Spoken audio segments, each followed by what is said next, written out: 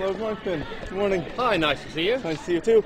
When you compared the youth yesterday to Hitler Youth at the Americans for Prosperity event, what was it that you meant by that comment? I was just curious. Oh, yes, the last time that kind of robotic hysteria was ever seen in Copenhagen was when the Hitler Youth were here, when it was occupied by the Germans.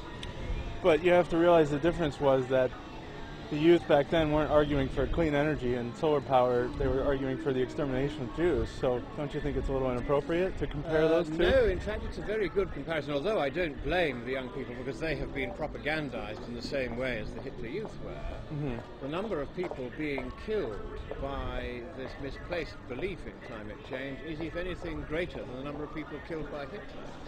There have been major food riots in 12 major regions of the planet over the last 2 years, accompanied by mass starvation and death because the doubling of food prices caused by the biofuel scam, which is itself a spin-off of the global warming scare, is meaning that poor people can't afford any longer to eat.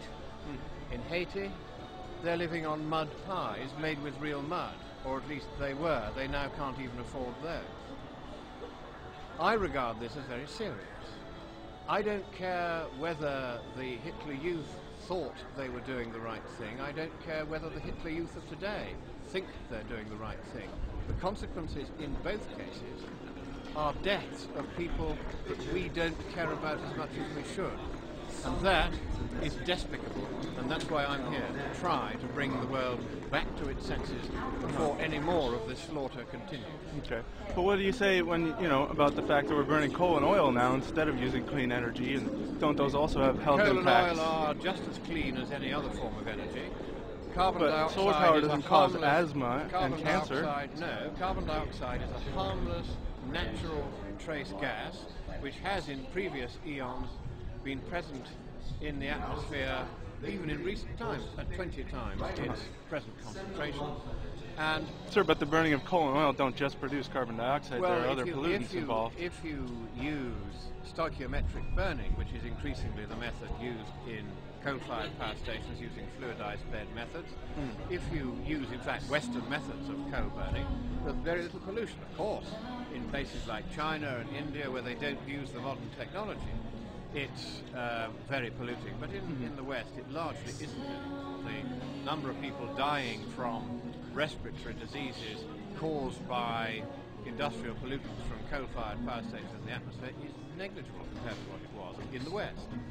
So compared to what it was when, that if you use modern methods of combustion which are designed to achieve a much more complete burn, then you don't get the problems that we used to get and which have largely been solved in the West.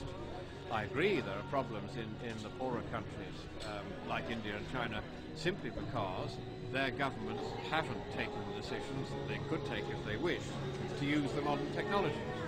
I think they should, and I don't see any reason why we shouldn't help them to do that. But to suggest that in the West coal and oil are massive pollutants that are killing large numbers of people is no longer true. That's simply out of date. That's interesting. Okay, thank you. You're welcome.